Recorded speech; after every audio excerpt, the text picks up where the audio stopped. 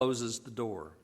So this woman stands between the spies and the king, and she risks her life. She risks her home. She risks all that she has to keep them safe. What a perfect person to be in the genealogy of Christ. Because Jesus does that same thing for you and me. He stands between you and the mob. He stands between you and hell. He stands between you and Satan's power. And he says, they're not here. They're someplace else, and they are. They're now in heaven. They're now seated at the right hand of God. They're now sons and daughters of God. They're not in the harlot's house. They're in the king's house now. And so Jesus stands in the doorway and says, you can't have them. They're mine now. And he protects us, just like this lady protected these spies. And he puts himself in danger. Of course, the danger that he experienced was real, and he suffered the consequences for protecting us. But thank God that blood was shed. So she protects them from the king. Secondly, she confesses. And maybe this is the most wonderful part of the story of all of it, is right here beginning in verse 9. She said unto the men. Notice how she confesses the wonderful works of the Lord here. She says, I know that the Lord hath given you the land. Do you notice the language here? She says, I know. I know the Lord hath given you the land. Put all that together for a moment. She's not quoting some newspaper article. Oh, she's probably read the newspaper. She's probably heard the criers cry out about the children of Israel, and everybody's supposed to be, on a war footing because the people are going to come across and they're going to destroy Jericho first. That's going to be the first target. So she knows what's at stake, but she interprets that. Look at what she does with this. Nobody else, I guarantee you, nobody else in Jericho is thinking this way. Nobody. Only Rahab. Only Rahab takes the events of the day and interprets them like this. I know the Lord hath given you. Nobody else is saying that. Only Rahab. And Rahab says it because, look at that verb right there at the very beginning. I know. She knows. What do you know? What do you know? You see, Rahab knew something. Knew something that put her in a doorway between the mob and the spies. Put her in that doorway and encouraged her to misdirect those men out into the streets and down to the gate and out into the fields. That's what she knows. That's this knowledge that she has given her the spunk, the pluck, the courage to stand up to the king's men and say, they're not here, knowing full well that she's protecting them upstairs. That's what knowledge does. I know that the Lord hath given you the land. Based on what exactly? Well, I'm sure she's done some interpreting here because of the fear of the leaders. It must have been a token to which she bases her knowledge. They knew that they were coming. They knew that destruction was on its way. And yet Rahab says, I know the Lord is going to give you the land. He's not going to notice that she doesn't say the Lord is going to destroy Jericho. She says the promise that Israel has been depending on for generations. The land is going to be given to them. This is the promise that was made to Abraham. This is the promise that was made to Isaac. This is the promise that was made to Jacob. This was the promise that was made to the children of Israel in Egypt. The land is theirs. It only had to wait a while before they got it, and now it's time. And she quotes the promise. The Lord has given you this land. Wow. No wonder she's in the genealogy of Christ. She says this, and that your terror is fallen upon us, and that all the inhabitants of the land faint because of you. This was for her a call to faith. While for Joshua and the people, it would be a sure sign of success in the campaign. But for her, instead of terror, there was faith. For her, instead of fainting, there was strength. Strength enough to say no to the king and his army. Wow. And then she says there in verse 10, I love this. I just love this. For we have heard how the Lord dried up the waters of the Red Sea for you when ye came out of Egypt. Whew. You know what this young lady knows? She knows something that a lot of liberal theologians don't know. That God dried up the Red Sea for them so that they could walk through on dry ground. So many liberal theologians today poo-poo that whole notion of God drying up the Red Sea. Well, they must have gone through the swampy part, or they must have gone through when the water was down, or it was a low tide, or something like that. They can't believe in a miracle for some reason. Ladies and gentlemen, Rahab seems to know something that the liberal theologians of our day don't know. God did a work, and it was wonderful.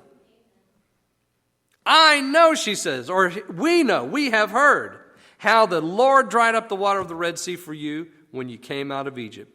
Wonder number one, she confesses. God who could do this was not to be opposed. Notice that this young lady knows about the Red Sea a generation after it happened. Because remember, there's 40 years between when that Red Sea dried up and now. And she probably wasn't even alive at that time. But she heard about it because it had been reported, and the story told, and the story told. And then she mentions wonder number 2 there in verse 10.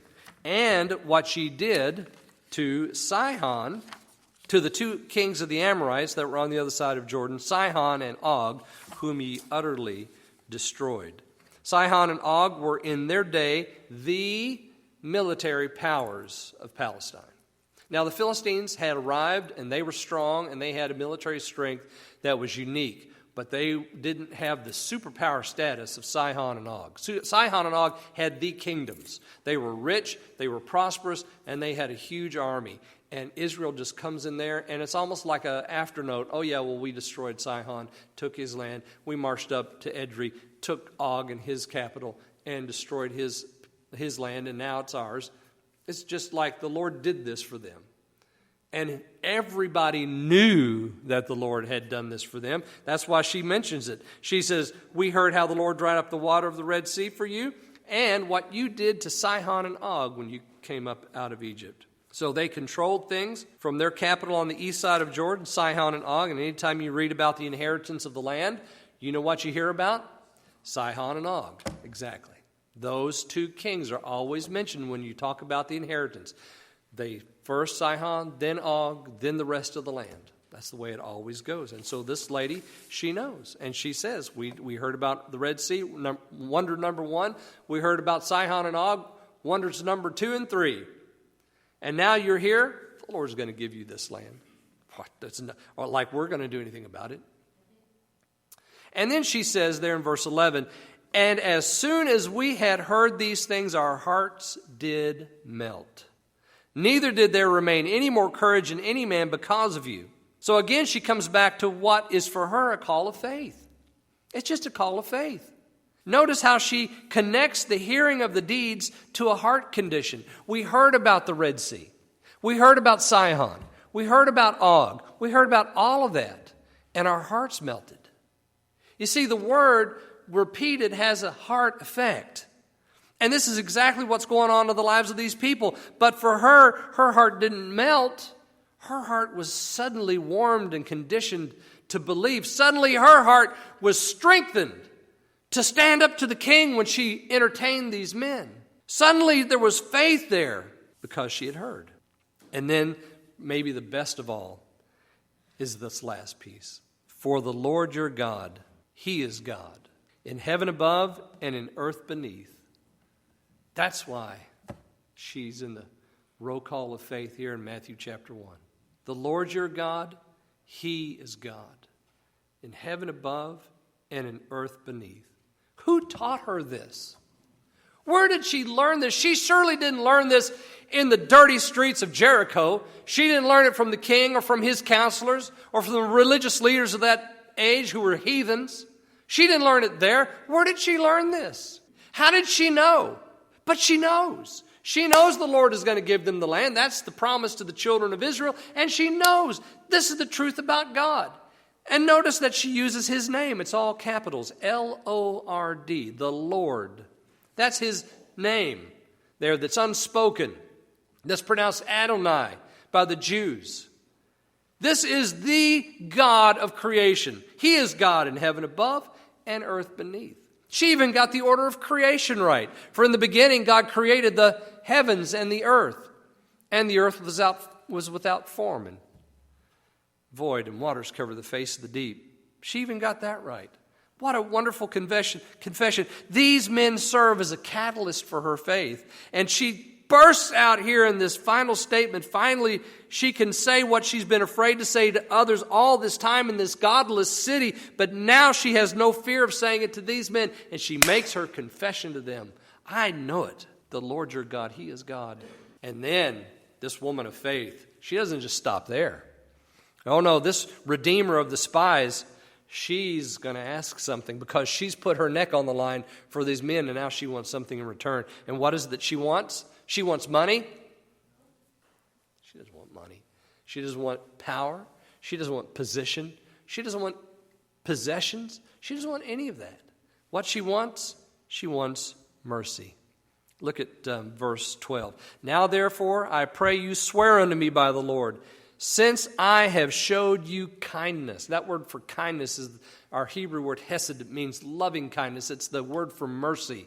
God's mercy. I have shown you the mercy of the Lord here, she says. I've shown you kindness. You see, and that's what mercy does. Mercy stands in the doorway between me and my destination. Mercy stands in the doorway between the king's mob and my certain death. Mercy stands in the doorway and keeps them from coming in at me. That's what Jesus does. That's why this lady is a part of His genealogy, because she shows mercy. Since I showed you mercy, she says. She knows what she's done, and they do too. Kindness really is not a powerful enough expression for this power of mercy here, this wonderful experience that she's confessing before them. I've showed you loving kindness. And now she says, here's what I want. That ye will also show kindness. Notice that there in verse 12. That ye will also show kindness unto my Father's house. Here she mentions all the people of Israel. It's a y'all, if we were going to put it in our southern slang. It's not you, the spies, but it's y'all, all y'all Israelites. When y'all come across that Jordan River, y'all come over here to Jericho, and when y'all destroy this place, y'all going to show my Father's house mercy. That's the plural you. Y'all, when y'all also show kindness unto my Father's house. Notice the mercy is not for her. Notice that her mercy is for her Father's house. He's not there. Dad's not there. And maybe Dad doesn't believe yet. Oh, but Dad's going to believe, because this young lady not only is going to be a redeemer of these spies, she's going to redeem her entire family. Oh, glory to God. She's going to bring them in the house. She's going to bring them in the ark. And she's going to say, don't you dare go outside. You keep that door closed. I don't care what they do out there. I don't care what you feel. I don't care what you hear. You stay in this house. She is going to redeem her Father's house. You see, that's what mercy does.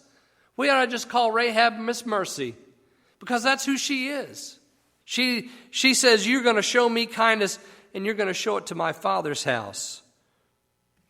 She's a part of that, of course, as her being a part of her Father's house, but it includes everybody in her Father's line. And she even gives the whole list there in verse 13. She says, you're going to save alive my father and my mother and my brethren and my sisters and all that they have. So whatever they bring with them, that's going to be saved too. So they could bring maybe a neighbor, and they could bring maybe a cousin, and maybe they could bring, Uncle Joe, who's kind of crazy, and, bring him in the house too. That's Dad's brother, Uncle Joe. You're going to save him as well.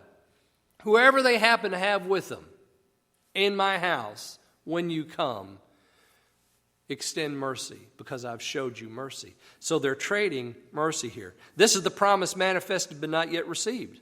They would give her a scarlet cord. Actually, the cord that she's going to let them down by is scarlet. And then they're going to tell her, well, you just bind that cord in the window. So she's going to bind that cord in the window. It's going to be the token of this mercy. She would let them down by that cord from the same window, and she said, I want you to give me a true token. Well, the true token is the way in which she delivered them will be the way in which God delivers her and her father and her mother and her brothers and her sister